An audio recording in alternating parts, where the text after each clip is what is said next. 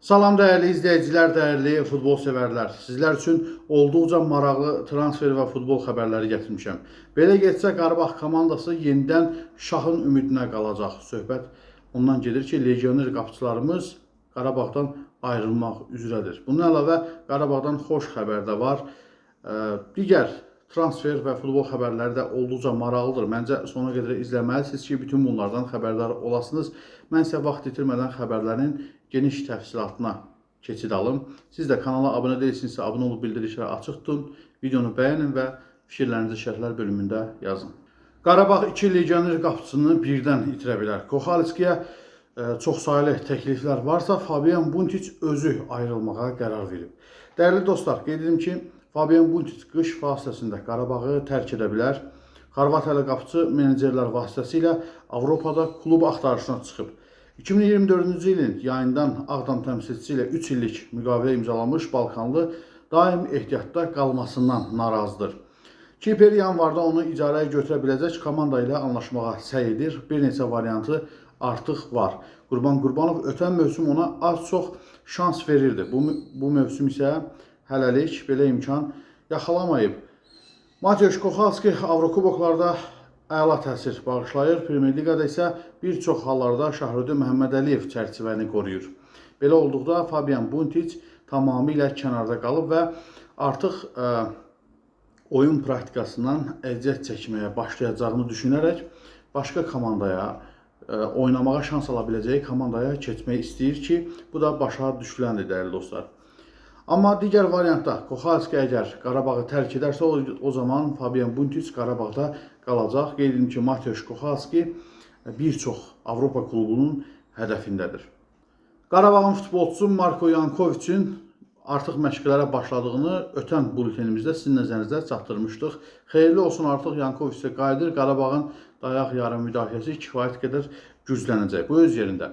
Yeni məlumatımız ondan ibarətdir ki, artıq o özünü yaxşı hiss edir və növbəti oyunlarda meydanda şans ala bilər. Xüsusilə Atletik Bilbao Qarabağ qarşılaşmasında çıxış edib etməyəcəyi azarkeşlər üçün maraqlıdır. Bu oyunda iştirak etmək şansı çox yüksəkdir Marko Yankoviçin. Onu sizin nəzərinizə çatdırmaq istədim. Qeyd edim ki, Atletik Bilbao Qarabağ maçı 22 oktyabr tarixində saat 20:45-də Estadio San Mamés stadionunda keçiriləcək. Həmin vaxta qədər Marko Yankoviçin tam formaya düşəcəyi və həmin görüşdə Qarabağın köməyinə çatacağı bildirilir. Biz də bu ümidlə bu xoş xəbəri sizin nəzərinizə çatdırdıq. Sizcə Qarabağ komandası Atletik səfərindən də xal ilə geri dönə biləcəkmi? Cristiano Ronaldo dünya çempionatının seçmə mərhələsində ən çox qol vuran futbolçu kimi yeni rekorda imza atıb. 40 yaşlı Portuqaliyalı hücumçu Macaristana qarşı oyunun 22-ci dəqiqəsində hesabı bərabərləşdirib və ilk hissəyə əlavə olunmuş vaxtda isə komandasını önə çıxarıb. Bu qollar Ronaldo üçün seçmə mərhələdə vurduğu 40 və 41-ci qollar olub. O 2016-cı il 6 sentyabrından bəri rekordu əlində saxlayan Qvitemalalı Carlos Ruiz'in rekordunu geridə qoyub. Braziliyalı ulduz futbolçu Neymar yenidən Avropa səhnəsinə qayıtmaq niyyətindədir. Bu barədə insider Fabrizio Romano məlumat yayıb. 33 yaşlı forvada Inter və Napoli yaxından maraqlanır.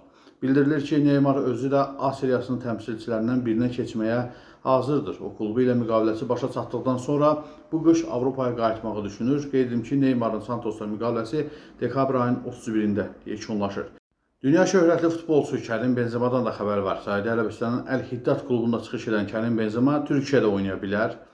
Fotomaça istinadən xəbər verir ki, Fenerbahçe Fransalı hücumçunu heyətinə cəlb etmək istəyir. 37 yaşlı forvardın bu təklifə reaksiyası hələ ki açıqlanmayıb. Qeyd edək ki, Benzema bu mövsüm bütün turnirlərdə 4 maçda meydana çıxıb və 3 qol vurub. Onun Əl-İttihadla hazırki müqaviləsi gələn ilin yayında başa çatacaq. Sizcə Kərim Benzema Fenerbahçe'yə fayda verə bilərmi? Dəyərli izləyicilər, Dünya Çempionatı 2026 həyəcanı getdikcə yaxınlaşır. ABŞ, Meksika və Kanadada keçiriləcək turnirdə iştirak edəcək komandaların adlarına da yavaş-yavaş aydınlıq gəlir. Dünən daha 6 ölkənin milli komandası Dünya Çempionatı 2026-ya vəsiqə qazanıb. Beləliklə, 48 milli komandanın iştirak edəcəyi turnirdə artıq iştirak edəcək 28 komandanın, 28 milli komandanın adına aydınlıq gəlib. Bunlardan 3-ü Kanada, Meksika və ABŞ ev sahibi olduğu üçün dünya çempionatının final mərhələsinə vəsiqə qazanmış komandalardır. Digərləri isə müxtəlif yarışlar vasitəsilə bura vəsiqə qazanıblar. Məsələn, Yaponiya, Yeni Zelandiya, İran, Argentina, Özbəkistan, Cənubi Koreya, İordaniya, Avstraliya, Braziliya, Ekvador, Uruqvay, Kolumbiya, Paragvay, Mərakeş, Tunis, Misir, Əlcəzair, Qana, Kobe Verde, Cənubi Afrika, Qətər, İngiltərə, Səudiyyə Ərəbistanı, Fil dişi sahili və Senegal komandası artıq dünya çempionatının final mərhələsində vəsiqə qazanmış 28 komandadır. Digər 20 komandanın adı da bəlli olduqca sizin nəzərinizə çatdıracaq. Burada qeyd etməliyəm, Kobe Verde millisinin 2 üzvü Azərbaycan çempionatında çıxış edir. Söhbət Patrik Andrade və Leandro Andrade'dən gedir. Kobe Verde cəmi 600 min əhalisi olan bir ölkədir və ilk dəfə dünya çempionatına və dünən dünya çempionatı 2026-nın Avropa zonası üzrə seçmə mərhələsinə daha 8 oyun keçirilib. Günün əsas oyunu E qrupu çərçivəsində Türkiyə və Gürcüstan milli komandalar arasında baş tutub və Türkiyə millisi 4-1 hesabı ilə böyük hesabla qələbə qazanıb. Həmin qrupda baş tutan digər görüşdə İspaniya Bolqarıstanı 4-0 hesabı ilə məğlub edib. F qrupunda Portuqaliya Macaristan görüşü 2-2 hesabı ilə, İrlandiya Ermənistan komandalar arasında keçirilən görüş isə 1-0 hesabı ilə yekunlaşıb. İ qrupunda Estoniya Moldova ilə 1-1lik razılığa əldə edib. İtaliya İsrail görüşü isə 3-0 hesabı ilə İtalyanların qələbəsi ilə başa çatıb. K qrupunda Latviya İngiltərə görüşü ingilislərin 5-0-lıq darmadağını ilə yadda qalıb. Andorra Serbiya görüşü də qonaqların 3-1-lik qələbəsi ilə başa çatıb. Dəyərli futbol sevərlər, bu sizə çatdıracağımız sonuncu xəbərdir. Düşünürəm ki, sizlər üçün də maraqlı xəbərlər oldu. Elə isə videonu hələ də bəyənməmişsinizsə, bəyənin və şərhlər bölümündə fikirlərinizi yazmamışsınızsa yazın. Kanala abunə deyilsinizsə, abunə olub bildirişləri açıq tutun ki, bütün videolarımızdan, canlı yayımlarımızdan xəbərdar olasınız. Mən isə indi sizlərlə sağollaşıram, ekrandakı videolardan birini izləməyi tövsiyə edirəm. Növbəti videoda görüşmək ümidi ilə, hələlik.